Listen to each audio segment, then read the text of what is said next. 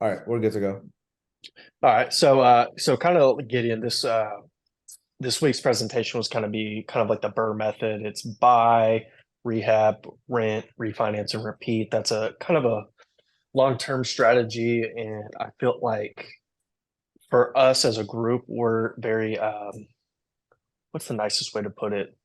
Probably lacking capital in that sense. So I think the best way for us to get involved in real estate at this point is to just start doing these quick flips and really focus in on this and deep dive into it. So we can build up that capital. So we were able to actually go out, invest, and build that portfolio. Um, but just to kick things off and have a little bit of fun, I've got a couple of news articles and stuff clipped out, a couple of pictures. Mo, if you want to go to the next slide. All right, so Gideon, I'm pretty certain that you stay on top of everything in terms of sports. So Denver won this week. Pretty Yeah. exciting. Messi just announced maybe a week or two ago that he has confirmed he's going to Miami, joining the MLS. That's raised a couple of different things. The Argentine Football Association announced earlier today that they're going to be making a move to Miami to really get involved in the community, things of that nature, and even ticket pricing has gone up 1,000% since then. And so the article at the bottom was about yesterday. So we learned that inflation cooled to 4% in May, the lowest reading it's been in about 2 years. So that's a good thing. And then the Fed announced today that there's going to be a pause on interest rate hikes. So we'll see how everything shakes out in the near term. hmm Bo, you want to go to the next one? All right. So just to kind of a recap on last week, Gideon. So we went over the house flips. Really, at the end of the day, there's risk involved with everything. You getting out of bed and driving to work or driving to school, there's risk involved. So just want to make that known to you before getting into anything. There's pros and cons, quick return based on current market conditions, not having to deal with residents, having complete control over the process, time, effort, and capital. Cons, unforeseen expenses can cut profits, and then holding cost. If you have a high interest rate environment, the house is going to sit a little bit longer depending on the finish out. Uh, One thing that I can say from last meeting, when I showed the closing statement that Darwin had for the Capri House, right, Gideon? Do you remember that? All right, so Yeah. Yeah. okay, perfect. So one thing I didn't touch on is that, and after some reflection and after talking with Julian, um, Darwin is he's experienced. He's done multiple flips with this hard lender, so he doesn't have to put up any equity. The lender takes on the full financial risk, right? Just because of his experience and his ability to pay it back after rounds and rounds of flipping the house. For people like you and me, that's probably not going to happen in the sense, right? But there would be equity down on our side, right? And we could leverage however we want to do that. But just so you know, there's pretty much every real estate transaction, there's going to be some cash involved on our side. Uh, so I just want to recap on that and go to the next slide, Mo. So kind of over the next 6 to 8 meetings, Gideon, uh, we're going to talk about education, debt and equity, sourcing deals, how to analyze the deals, rehab, marketing, negotiations, and closing. And we'll break each of those, I guess, modules into like different categories and just expand on them more, kind of like a curriculum, like you're going through with college and all that, right? Yeah. Awesome. So Yeah. we're yeah, because you did have a bunch of questions, and I think your brother had some questions, but after thinking and reflecting and talking with Julian, I think it's best we just hit this hard and really go through it. And Yeah. kind of the first topic that we need to discuss is just education, general knowledge, kind of what can we pick up from what's already out there. that's free in what we're willing to access. Some of the resources that I use are YouTube. YouTube is fairly decent in terms of content. Just got to be careful about what you hear, what you read, kind of confirm, do your own due diligence on it. There's books out there. There's podcast. I recommend Bigger Pockets if you haven't heard about it. Pretty good in terms of hearing people's stories, how they started and how they've come to be. It's just some of it is just super high level. But if you listen to one and have questions, don't hesitate to let me know. Okay. So kind of with education and kind of where I want to do with this, Gideon, and challenge you is kind of over the next week and a half, 2 weeks. I want you to kind of like deep dive and try to find kind of a podcast, a YouTube video, or an article. It could be short, it could be long, whatever, and just kind of send me a message, tell me what you learned, what you picked up on, and kind of what questions you have. Right. Okay. So pretty much education is pretty much simple, and that's kind of what we're going to dive into over the next modules. Just expanding more on the content of debt and equity, sourcing deals, analysis, rehab, and all that fun stuff. Mo, you want to go to the next slide? Next one. All right. So after reflecting on the last meeting and some of the things that I didn't talk about in terms of flipping houses is common mistakes, right? Not enough money. We hear all the time about, subject to and seller financing, and those are very few and far between to find. It's pretty much like finding a needle in a haystack, is how Julian put it during our conversation today. Not enough time, right? It takes months probably to find a property that fits your criteria, good neighborhood, the numbers check out. So it takes some time.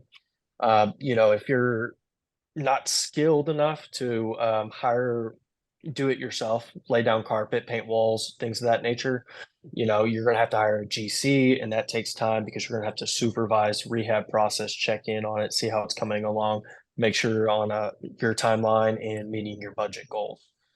Kind of touching on skills, if you don't have them, you're going to have to pay a general contractor to do it versus doing it yourself. But, there's some ways you can mitigate those costs. If you can paint, then you can paint and have the GC take on laying flooring, doing plumbing, things of that nature, right? And really, when it comes to flipping house, you want to kind of maximize as much profit as you can. So eliminating those costs on the front end can help you on the back end with the profit. If that makes sense. Yeah. Gotcha. Okay. Perfect. And then kind of not enough knowledge, kind of what we're talking about now in terms of kind of what curriculum and modules we're going to put into this over the next 6 to 8 meetings. So kind of, which renovations, which one looks the best, it's really understanding your demographic, who's your buyer, are they able to afford it, things of that nature, right?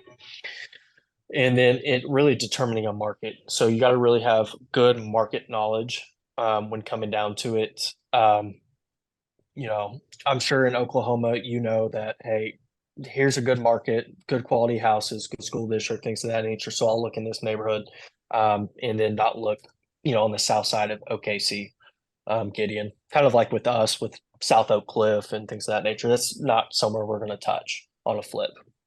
Mm-hmm. And then really at the day, it's patience. There's a lot of factors that go into flipping houses and overall just in real estate in general. For flipping houses, it takes time. It's going to take you time to find a house that works out, meets your criteria, checks out on the numbers, and then you close on it, you got to rehab it. So that takes time. There's going to be unforeseen expenses that pop up, unforeseen fixes that just come up. You know what I mean? And then when you get done with the final product on the rehab side, it could take 1 day to sell, or it could take 3 months to sell. So it's really just a process. and it takes patience. So just kind of going with that, just going in and knowing those mistakes and seeing how we can alleviate those and minimize them to move forward and do our first flip. Julian, that's kind of the end of my slides. Do you have anything to chime in on that? Yeah, I think you touched on all what I think are some of the most important things.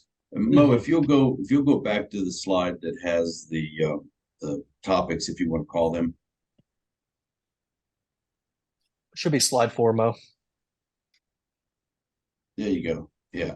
So education is pretty much everything. It's the foundation, it's the basis of any business. And when I mean education, I'm not talking about a college degree in real estate or anything like that. It's just getting educated on the concepts, getting educated on the processes, and understanding the viability of the marketplace you're in and the type of real estate that you want to pursue. So the education is paramount first. And so what I have seen over my many years, and I have bought and sold more property than I can even remember.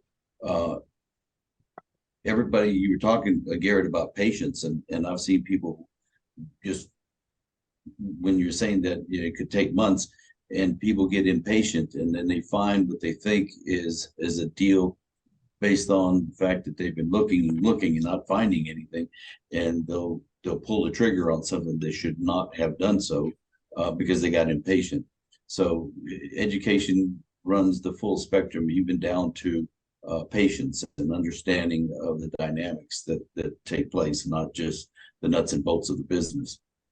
But more importantly than the education is your time. And so everything that you can be educated completely on the business, but if you don't have the time to do the business, then that makes it worthless, really. How are you going to apply your education and what you've learned about it if you don't have the time to invest in the business itself? So that's where it comes down to what we like to call in business. It's a team sport. Real estate's a team sport. And so therefore you should have a lot of people on your team. And I'll just go through a few of them. One, you should find a mentor, someone who has done or is doing what you want to do, and that is willing to mentor you. Some mentors will do it for free. Some mentors will do it for a fee. Some mentors will do it for a piece of the deal. But you will need to have someone. You cannot walk this minefield by yourself. You've got to have someone who has the experience and the understanding to usher you through all of the process. Excuse me. And so once you've got someone who's willing to do that, and in this particular case, what the call that you're on now is an excellent starting point. So you can find information, as Garrett said, on YouTube. You can find it on the internet, and all of those are good sources. That doesn't necessarily mean that Garrett knows everything, or that Joe Blow on a YouTube channel knows everything. So try to broaden your horizons and learn from any and everybody that you can, but understand the most basic tenets of flipping houses. And then that way, you know that if you hear something that sounds too good to be true, or it is not quite right, it probably is too good to be true and is not quite right. So that's number one. And I'll go through these points very quickly for the sake of time. Debt and equity. So it takes money to make money. And it doesn't necessarily have to be your money, but it does take money, and it's got to come from somewhere.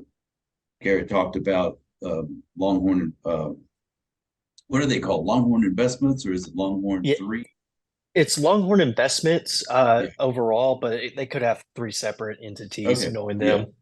Anyway, so they are a hard money lender for house flippers. Unless you're working with cash, the fastest and easiest way to do a deal is to find a hard money lender, and that is someone who puts up money to do the deal, that is completely understanding of what you're trying to do, which means you're trying to buy a house that needs to be fixed up, not necessarily completely rehabbed, but it needs to be fixed up and enforce the equity. Where if you were to go to just a regular lender that wants to, or they're in the business of loaning money on first mortgages, they would never do that deal. They want the deal to be stable, and they want predominantly an owner occupant.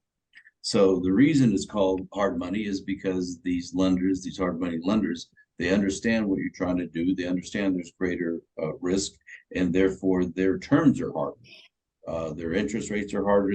Their discount points are harder, and the timelines are harder. So understanding how to work with equity, with debt, is part of that debt equity. The equity part is there has to be some skin in the game from you. It could be as little as $5,000, or it could be as much as $15,000, $20,000. It all has to be, the deal has to be analyzed, and you will find out how much you'll need. The better the deal, obviously, the less out of pocket that you would require. In the last call, Darwin did the deal with no money down. But even though Darwin's got experience and he's got net worth and he's got the relationship with Mike Hoffman, who owns Longhorn, if the deal had not had a spread in it enough, Mike would not have taken that risk. So they too take on this risk, and that's why these terms are harder. But there does have to be a spread, because if the lender has to take the property back or take it away from you, the individual trying to do the deal, they need to know that they can get out of the deal very quickly. They're not in the business of owning real estate. They're in the business of renting capital. They loan money to make money off that loan, and they want it paid back as quickly as possible. So that's important. That's part of your team, is having a good hard money lender. And we know some very good ones. I've known Mike Hoffman for, 15, 16 years.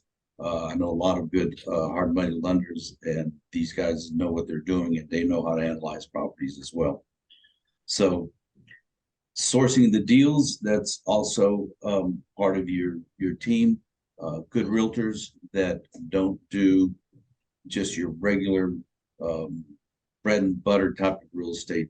I'm talking about realtors who know how to work with investors, that know how to analyze a deal, know whether there's a spread in the deal, not just some person who's looking for Mr. and Mrs. homeowner who being relocated into the area or wants to move from their current house to something else.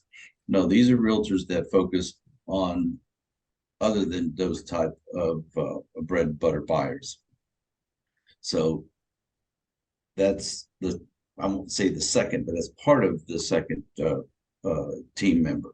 And then analysis. You've got to learn how to do your own analysis. You cannot, absolutely cannot, depend on somebody else's numbers. If you can't verify somebody else's numbers, don't do the deal. But trust me, you will rue the day that you take somebody's numbers for granted, unless it's somebody that you know very well intimately and you've done business with them in the past. So learn how to do your analysis. And the question is, well, how do I learn how to do analysis? Well, that's part of number one was education. We can teach you how to do that. And there are spreadsheets that will break the deal down for you. And you just have to know what to plug in where. So that's critical as well.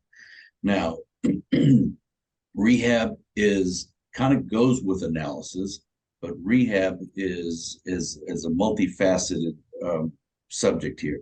It involves a contractor, which is a very integral part of your team, and also your upfront understanding of what a particular deal that you're pursuing, what it's going to cost in terms of the rehab. You don't need to know down to the penny or to the dollar, but you need to know enough to get you into the ballpark.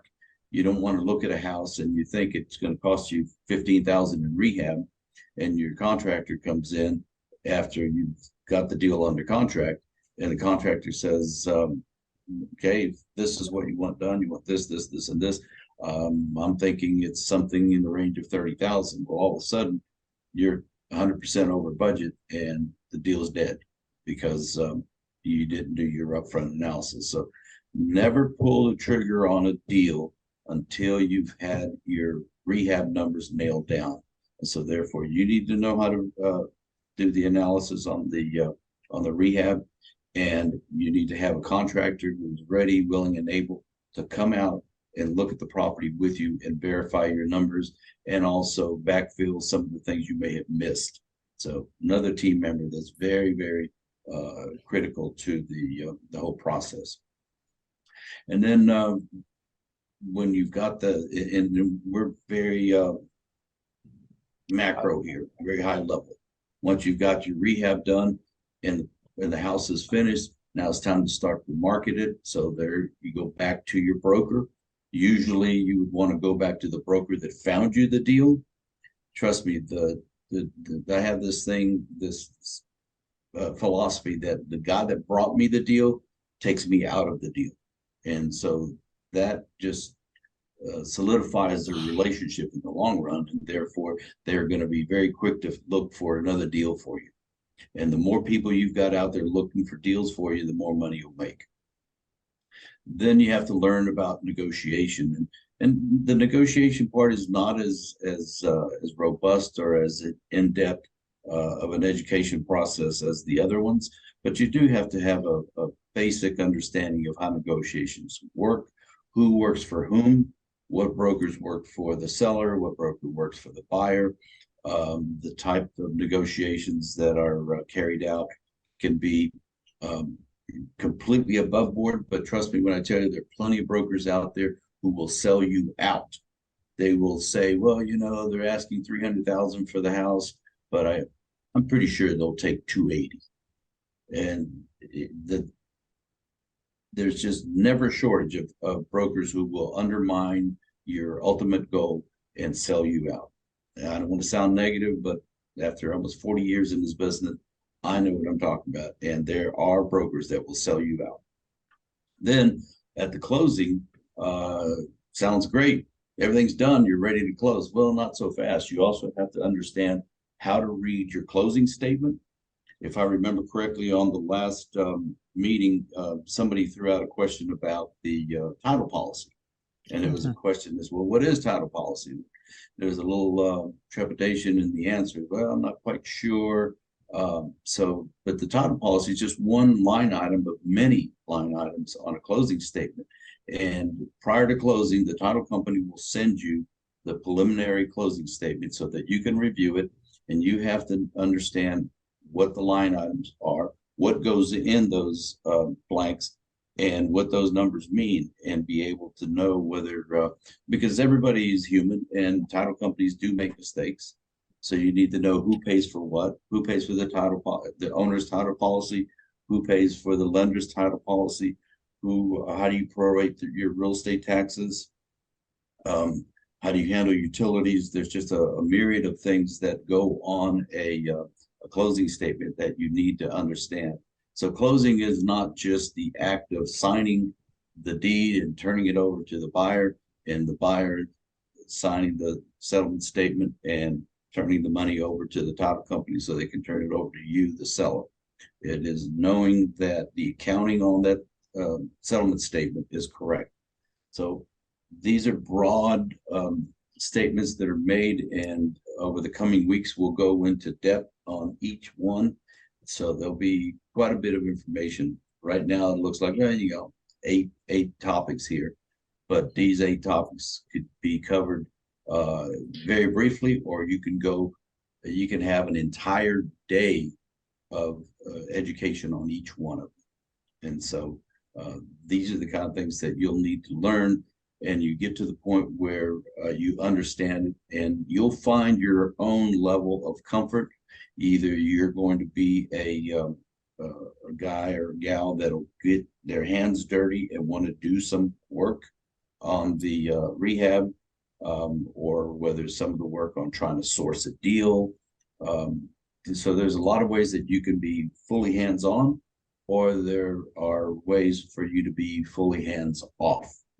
And if you want to be fully hands off, then you really need to know your stuff, be on your game, because you are now going to be depending on others to do the work for you. And you need to be able to verify that what they're doing for you is either correct because they are, or that is not incorrect because they've missed something, or not incorrect because they're trying to rip you off. Contractors are also notorious for ripping people off. I'm sure you're old enough to have heard stories about contractors who walk with your money. And but the good thing about it on working with contractors is that the lenders, the hard money lenders, they're very tight with their money, and they don't just turn it loose easily. They want to make sure that things are done according to your game plan that you put before them, and you have to submit for draws. And a part of that, they don't just say if you want to borrow, just use round numbers, 50,000 to rehab a house. They're not just going to turn you over a check for 50,000. Okay, here you go. No, they'll mete out those 50,000 in increments based on the stage you are in rehab, and they will verify that by sending part of that understanding with them is you pay for someone to go out and verify that the work has been done and it's been done to the proper standard. Then they'll cut a check for the next draw. So just at every step, there's something you need to know, especially if you're going to be hands off.